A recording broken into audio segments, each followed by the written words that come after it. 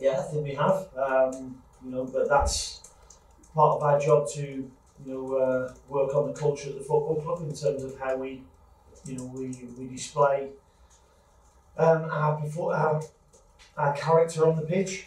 And if we can go and do that a little bit better and bring our personalities on there as well, I think it'll be a lot better team. I think it's a bit of both, but we're working on it all the time. We're working with individuals, we're working in the collective, not only technically, tactically, but mentally as well. That's the key to it. As I said before, the majority of the players, I think 6 or 7 who played last week, were in the squad that got promoted last season. So we're used to winning and know how to win. We're just at a level that's we found tough this season. Yeah, looking forward to it. Had some great memories of being there as a boy supporting the club, but also managing the club and getting promoted, getting to a cup final. A record-winning run. So I'm looking forward to it. Yeah, it should be good.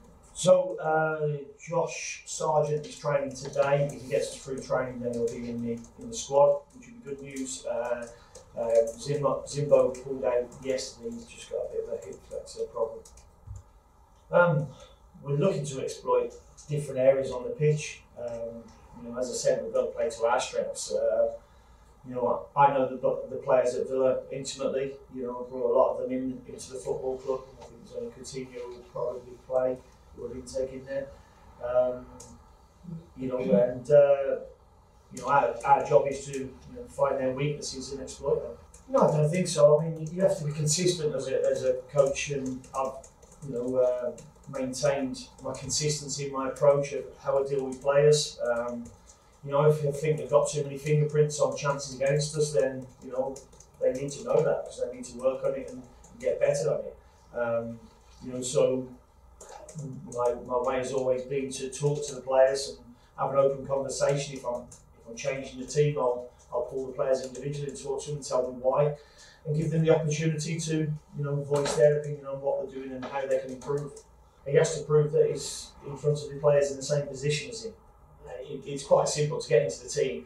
You've got to go and show day in, day out that you're better than the other players you're competing with, and that's the beauty of competition. And what we have at the football club and the squad.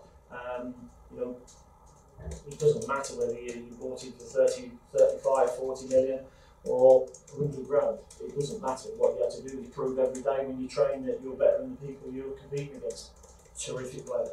And I think every Norwich City fan will tell you he's a terrific player, and he's gone into Aston Villa. It just tells you how the transition from going from one club to another can take time. We're having to be patient with some of the players that we've signed here, and Aston Villa having to be patient with any. He certainly had a stop-start introduction at Villa. He got injured in pre-season, and then we had the COVID issue and travelling to Argentina and getting banned, I think, with Martinez as well, and not being able to play, stopping in Croatia for a week or two. So it was very, very disruptive. But talent, no question. Heart, desire, no question at all. So no regrets from me signing. The only view I've got on it is the fact that yes, we are all pulling in the same direction, and we want the fans to be pulling in the same direction as well, because nobody likes to see their team getting beat. But we need the support of the supporters, and there's been a word used around the football club a lot that I've seen, apathy. And I've got an English O level, but I had to go and look up the word apathy, and it talks about the lack of interest. 27,000 are turning up every week at Carrow Road, so there's no lack of interest when they're turning up week in, week out. One of the biggest reasons that myself and Craig Shakespeare came to this football club was the fact that the supporters, the playing staff, the sporting director and the owners fitted our values as well. And them values are really important to why we came to the football club.